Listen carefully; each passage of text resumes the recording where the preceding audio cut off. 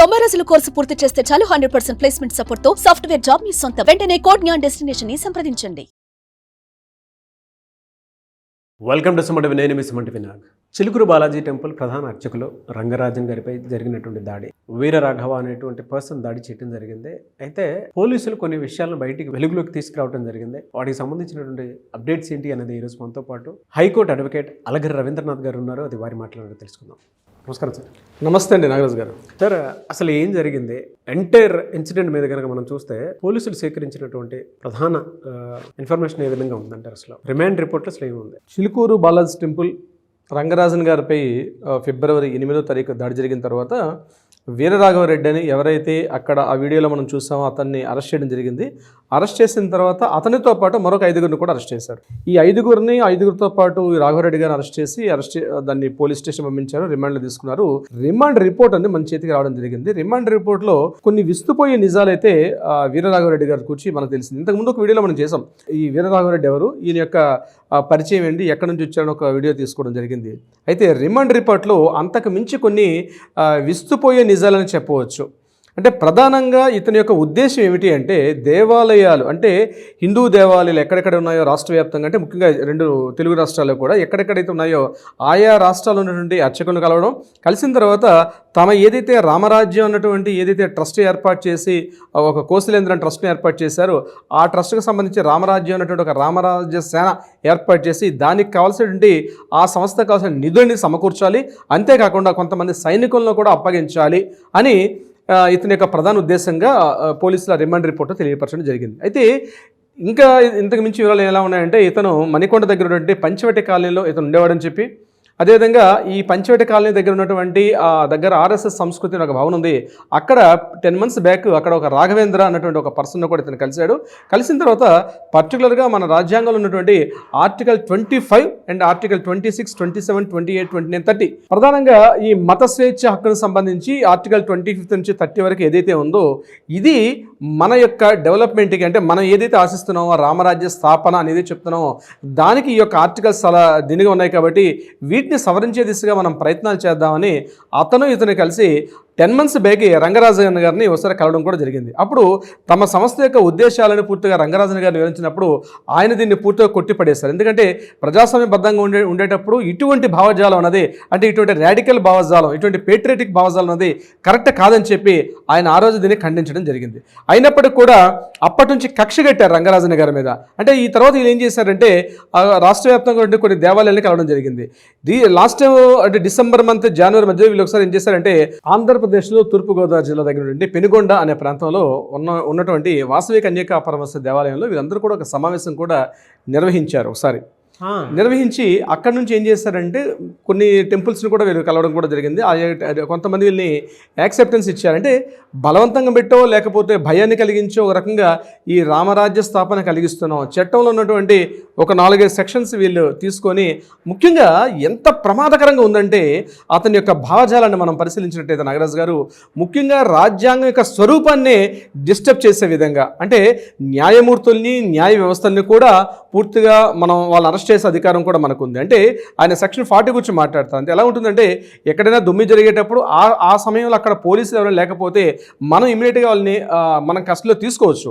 తీసుకొని within 6 hours దగ్గర నుండి పోలీస్ స్టేషన్లో హ్యాండ్ ఓవర్ చేయాలి. కానీ ఇదే ఆయన ఎలా అర్థం చేసుకుంటున్నారంటే, ప్రభుత్వ అధినేతలు కావచ్చు, ప్రభుత్వ యంత్రాంగం కావచ్చు, ఎవరినైనా సరే ఒక సామాన్య వ్యక్తిగా నాకు రైట్ ఉంది, నేను సిటిజన్గా ఎవరినైనా నేను కస్టడీలో తీసుకునే హక్కు మనకుందని చెప్పి దాన్ని కాస్త మసిబూసి మారడికాయ చేసినట్టుగా ఈయన దాన్ని మిస్యూజ్ చేసి దాన్ని తెలిసినట్టు 4 సెక్షన్లు ప్రతి ఒక్కరి దగ్గర మాట్లాడుతూ కూడా కొంత భయభ్రాంతులను గురి చేసి, అదే క్రమంలో భాగంగా వీళ్ళు ఏం చేశారంటే మొన్న జనవరి 24 ప్రాంతాల్లో ఈయన తణుకు ప్రాంతంలోకి వెళ్ళి అక్కడ తన రామరాజ్యం ఏదైతే సేన ఉందో వెబ్సైట్ ద్వారా కొంతమందిని రిక్రూట్ చేసుకోవడం కూడా జరిగింది. ఆయన రిక్రూట్ ద్వారా ప్రకటన చేసినప్పుడు ఒక 25 members ఆ రిక్రూట్మెంట్లో ఈయన పార్టిసిపేట్ చేశారు. ఈ వెబ్సైట్ని కూడా శ్యామ్ అని చెప్పి ఒక యూపీలో ఉన్నటువంటి ఒక పర్సన్ ఈ ఎంటైర్ వెబ్సైట్ని కూడా డిజైన్ చేసినట్టు పోలీసుల యొక్క రిమాండ్ రిపోర్ట్లో కూడా మెన్షన్ చేశారు. ఆయన్ని కూడా దీనికి సంబంధించి తీసుకున్నారు. ఎవరైతే వెబ్సైట్ డిజైన్ చేసినటువంటి శ్యామ్ను కూడా రిమాండ్ రిపోర్ట్లో తీసుకున్నారు. ఈ మొత్తం మొత్తం ఈ ఎపిసోడ్లో ఏం జరిగిందంటే ఆయన అక్కడ తణుకులో ఈయన అక్కడికి వెళ్ళడం, తణుకులో ఎవరెవరైతే రిక్రూట్ చేసుకున్నారో ఈ 20 మెంబర్స్ని కూడా వీళ్ళందరినీ ఒక ట్రైనింగ్ క్యాంప్, ఒక మాస్ క్యాంపెయినింగ్ అంటే అందులో వాళ్ళ చేత ఒక ప్రతిజ్ఞ కూడా చేయించాడు. ఎలా అంటే ఎవరైనా సరే రామరాజ్య స్థాపనకి మనం ముందుకెళ్ళాలి, దీనిలో వీలైతే మన ప్రాణాన్ని అనిపించాలి, లేదా తేడా వస్తే అవతల వారినైనా సరే మనం పూర్తిగా సమూలంగా నాశనం చేయొచ్చు అని వాళ్ళ చేత ప్రతిజ్ఞ ఏర్పాటు చేసి వీళ్ళందరికీ ఒక యూనిఫామ్ డ్రెస్ కోడ్, ఒక బ్లాక్ అండ్ బ్లాక్ ఒక డ్రెస్ కోడ్ ఏర్పాటు చేసి వీళ్ళందరితో కలిసి ప్రతి ఒక్కరికి ఒక 2000 రూపీస్ ఏర్పాటు చేసి అక్కడ నుంచి ఆ ఐడియాలజీ తోటి ఒక అంటే కాన్స్టిట్యూషన్ దెబ్బతీసే ఐడియాలజీ తోటి వీళ్ళందరూ కలిసి ఫిబ్రవరి 7వ తారీఖు ఉదయం ఇక్కడ రంగరాజన్ గారిని ఆ టెంపుల్కి వెళ్ళి కలవడం జరిగింది. ఇందులో ఎవరెవరినైతే అరెస్ట్ చేసిన వాళ్ళ పేర్లు కూడా నేను మీతో చెప్పే ప్రయత్నం చేస్తాను నాగరాజు గారు. ముఖ్యంగా వీరరాఘవరెడ్డి గారితో పాటు నాగనవల్లి సాయన్న, ఇతను నిజామాబాద్ దగ్గర నుండి ఒక మెడికల్ షాప్ ఇస్తుంది, నిజామాబాద్ దగ్గర ఉన్న బోధన. ఇది కాకుండా భూక్యా గోపాలరావు, ఈయన ఖమ్మం జిల్లా తల్లాడ మండలం దగ్గర ఉన్నట్టు వెంకట్రాముల తండా దగ్గర ఈయన నివాసి. అలాగే భూక్యా సీను, ఈయన కూడా ఖమ్మం జిల్లా తల్లాడ మండలం దగ్గర అంజనాపురం వాస్తవ్యుడిన. అలాగే అంకోలు శిరీష, ఈమె కూడా ఖమ్మం జిల్లా తల్లాడ మండలం అంజనాపురం దగ్గర. అలాగే బానోతు బేబీ రాణి, ఈమె కూడా ఖమ్మం జిల్లా తలాడ మండలం దగ్గర నరయాంజర్ అన్నటువంటి ఆ గ్రామ తండాకు చెందినటువంటి వ్యక్తి. ఈ మొత్తం 6గురిని అరెస్ట్ చేయడం జరిగింది. వీళ్ళతో పాటు కొంతమంది ఇంకా పోలీసులు దొరకలేదు, వాళ్ళ పేర్లు కూడా రిలీజ్ చేశారు పోలీసులు.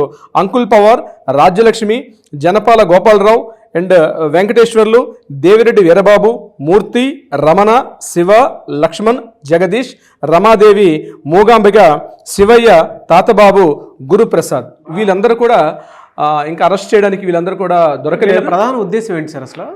వీళ్ళ ప్రధాన ఉద్దేశం ఏంటంటే వీళ్ళ యొక్క రామరాజ్యం అంటే మేమందరం కూడా ఇక్ష్వాకు గోత్రికులు ఎవరెవరు ఉన్నారు అదొక వీలైతే ఎపిసోడ్ చేద్దాం. అసలు గోత్రం అంటే ఏంటి, ఏ గోత్రికులు ఎవరు, ఇక్ష్వాకు గోత్రికులు ఎవరు, భారతదాస గోత్రికులు ఎవరు, అసలు ఈ గోత్రం అనేది ఎలా వచ్చింది అని ఆయన ఒక ఐడియాలజీ క్రియేట్ చేసుకున్నారు. ఈ భారతదేశం అంతా కూడా రామరాజ్యమే, ఈ భారతదేశం అంతా కూడా ఇక్ష్వాకు గోత్రికులే, మనువు నుంచి వీళ్ళందరూ కూడా జన్మించారు.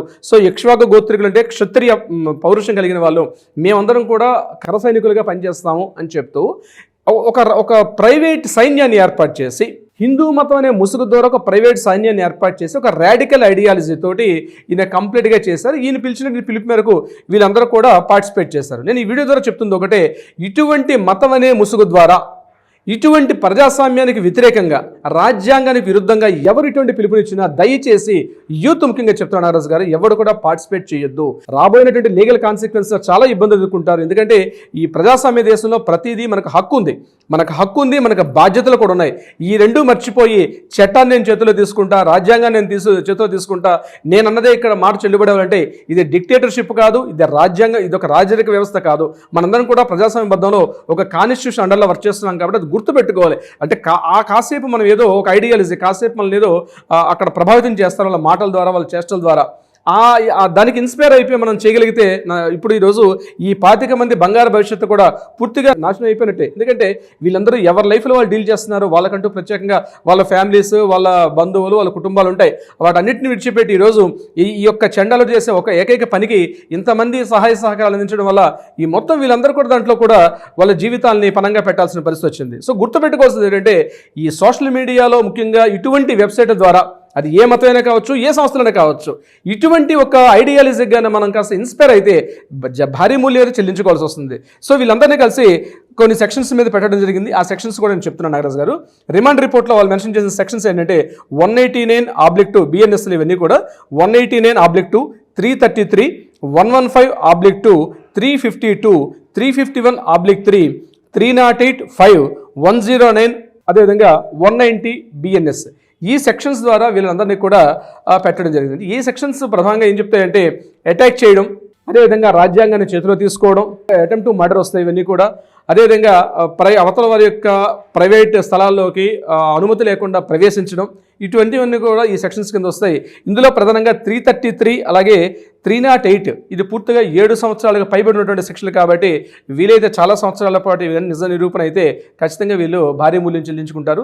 వీరరాఘవరెడ్డి గారితో ఉన్నటువంటి ఏదైతే కొంతమంది వెబ్సైట్లు కూడా మీడియాలో వచ్చి మాట్లాడుతున్నారు, అయితే అతని యొక్క ఇంతకుముందు ఎవరెవరిని బెదిరించాడు, ఇంతకుముందు ఏమేమి చేశాడనే విషయం మీద కూడా పూర్తిగా కౌపిలాగుతున్నారు.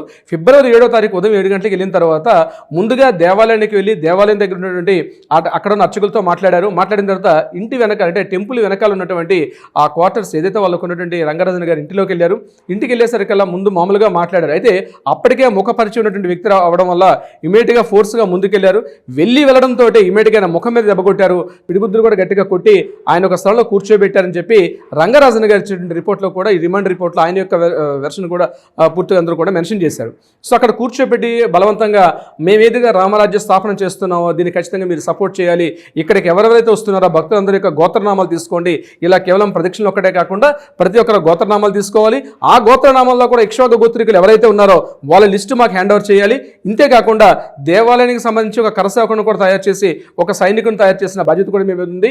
ఇంతే కాకుండా వైశ్యులు ఎవరైతే వస్తున్నారంటే ముఖ్యంగా ఈ వైశ్య కమ్యూనిటీస్ కొంతమంది వస్తారో వాళ్ళు పూర్తిగా ఈ దేవాలయానికి కావాల్సిన ఇన్కమ్ని జనరేట్ చేసే వ్యక్తులు కాబట్టి వాళ్ళని కూడా పూర్తిగా లిస్ట్ అవుట్ చేసి వాళ్ళని ఇస్తే మాకు ఇన్కమ్ కూడా జనరేట్ చేసి మా యొక్క రామరాజ్య స్థాపన కోసం మీరు పూర్తిగా పనిచేయాలి, రామరాజ్య స్థాపనే ప్రధానంగా అంటే ఒక ట్యాగ్ లైన్ పెట్టుకున్నాడు. రామరాజ్య స్థాపన ఒక ట్యాగ్ లైన్ వేసి ఒక హిందుత్వ ముసుగులో ఆయన చేసిన రాడికల్ ఇష్యూ ఏదైతే ఉందో ఇది జరుగుతున్న ప్రజాస్వామ్యానికి పూర్తిగా వ్యతిరేకమని రిమాండ్ రిపోర్ట్లో పూర్తిగా మెన్షన్ చేయడం జరిగింది. నాగరాజు గారు చూద్దామండి ఫర్దర్గా అసలు వీటికి సంబంధించినటువంటి కీలక అప్డేట్స్ ఏ విధంగా ఉంటాయి అనేది. బట్ ఇప్పటి వరకు ఉన్నటువంటి అప్డేట్స్ ప్రకారం కనుక మనం చూస్తే రకరకాల స్పెక్యులేషన్స్కి వీటికిదా నాంది అనేటువంటి విషయం మాత్రం అర్థమవుతుంది. సో ఫర్దర్గా ఏ విధంగా ఉంటుందనేది చూడాలి. Anyways thank you so much Alagar Ravindranath గారు. Thank you so much Nagaraju గారు.